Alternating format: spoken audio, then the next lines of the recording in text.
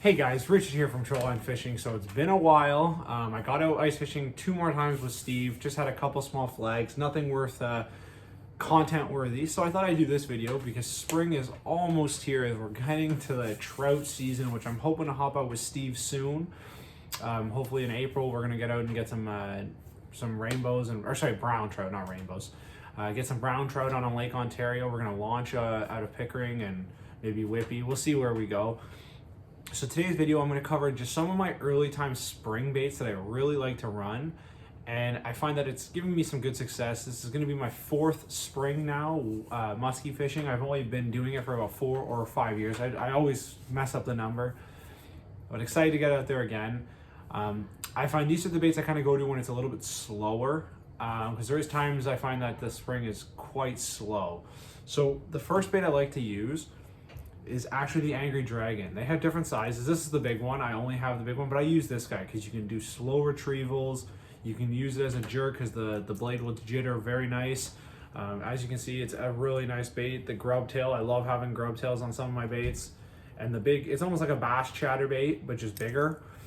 I didn't have a lot of success on it in all honesty, but I used to love using this bait because you can retrieve it different ways. And I think that's key to certain baits. Like a blade, you can reel it in fast, reel it in slow, but it's only retrieving one way. This, you can do a pop motion, you can do a reel, pause, reel, pause. And it gives you a bunch of different options, and you control this as well. It trolls extremely well. It causes so much jitter in the water, so much movement in the water, and its first fish caught was a 42 1/4, so it did quite well when it did get hit. Pike also hit this as well, so if you have pike in your lake or pike and muskie, it has a chance of catching those as well.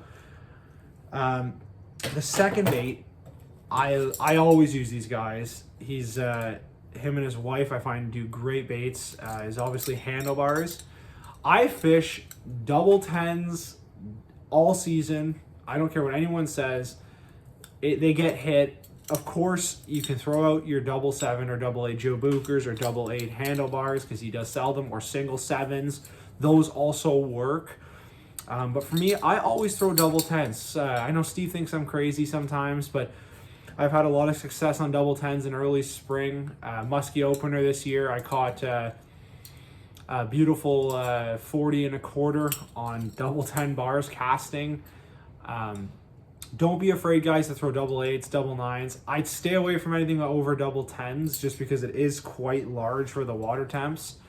And they are a little bit slower on the retrieval, but single 7s, double 8s, double 7s, double 10s, double 9s, they all work this time of year. Trolling, I would say stick to smaller sizes. That's just a little thing I've had work for me. Double 7s, double 8s, single 7s this time of year trolling. Where casting double 10s are okay because you can slow roll them in, and it just causes a lot of vibration. These big blades open up and boom, it seems to work quite well for me. Now the other style of bait that I like to use this type of year is like Suicks. So pops, glides, sorry. I love using these guys here, the Suicks, just because they are a dive and rise bait. And it's a little bit slower once again. I find that the springtime is slower until the water temp kind of gets to that summer peak, and then that's when you can start picking up your retrieval speeds. So I find the Suick is great this time of year, and even they have the Pelagic Glide on Lee Lures. Love his baits. I know a lot of people don't. They are pricey, I have to say that, but they are really, really, really nice baits, and so are Suicks, so they're great for this time of year. The pauses, any glide baits do well this time of year, that time of year as well. So get some of these in your box. Smaller, this is the big guy. This is my late fall guy. All of mine are 10s, except I have a sludge bait, which I believe is an 8-inch. So 8-inch, 6-inch, those are kind of the ranges of baits you want when you're doing glides. And also for cranks, this is our giveaway crank that we have right now. This is not the style I would use because it's too big. Stay 8 inches or lower. Now, Steve would sit here and tell you guys I'm lying to you because I run 10 inches. That's just how I am, but I have better success on 8 and 6 and even 5-inch baits if you have them. Now, you do run the risk that if you are in multi-species lakes, species lakes like pike and muskie, that if you're running 5 and 6s, you do have a chance of grabbing more of those and have that interference. Where I have found, and so has Steve through our experience, 10-inch baits almost never catch pike. 12-inch never catch pike. That's just where we fish. The pike aren't really big enough to, I guess, react to that.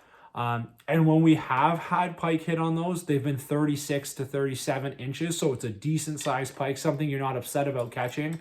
Because I know my lake in particular is stocked with pike. Like, there's just so many pike there.